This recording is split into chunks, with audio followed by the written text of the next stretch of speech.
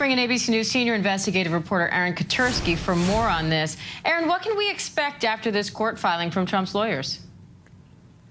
Well, he's now requested the special master. The Justice Department said it would respond in a formal court filing of its own before the federal judge down in Florida has to make a ruling as to whether to appoint a special master or whether really it's now beside the point. It's been more than 2 weeks since the search. Hard to imagine, Diane, that the FBI hasn't been through much, if not all, of these materials already. The other thing the former president wants is a more thorough accounting of what exactly was taken, in addition to the property receipt that was already issued by the FBI.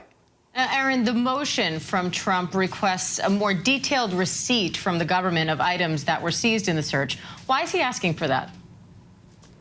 Well, his attorney says that he wants to be able to take advantage of all the privileged information and privileged rights that he retains, as many as possible, even though the National Archives has already rejected the idea that these materials are privileged. They say they don't belong to him. They rightfully belong to the federal government and therefore rightfully belong in Washington at the National Archives. But the former president's attorney says that he wants this more thorough accounting of what's taken in order to take advantage of whatever privilege assertions he may want to make.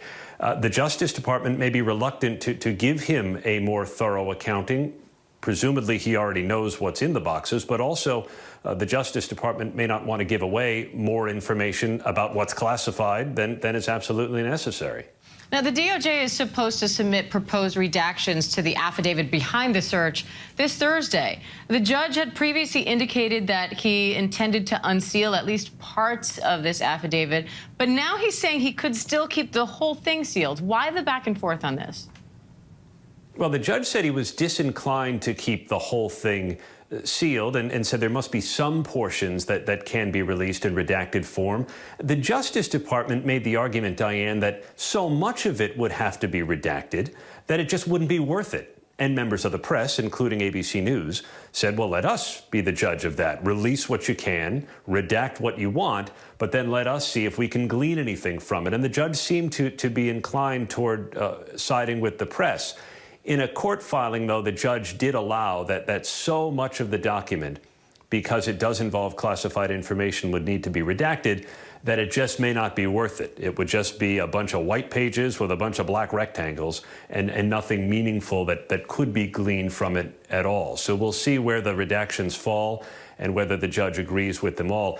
The other part that we will not see, Diane, the judge said, is any physical description of the former president's estate. It's guarded by the Secret Service, and releasing any of those descriptions or locations where documents might have been stored could, the judge said, make the Secret Service's job harder. All right, Aaron Katersky, thank you for that. Hi, everyone. George Stephanopoulos here. Thanks for checking out the ABC News YouTube channel. If you'd like to get more videos, show highlights, and watch live event coverage, click on the right over here to subscribe to our channel. And don't forget to download the ABC News app for breaking news alerts. Thanks for watching.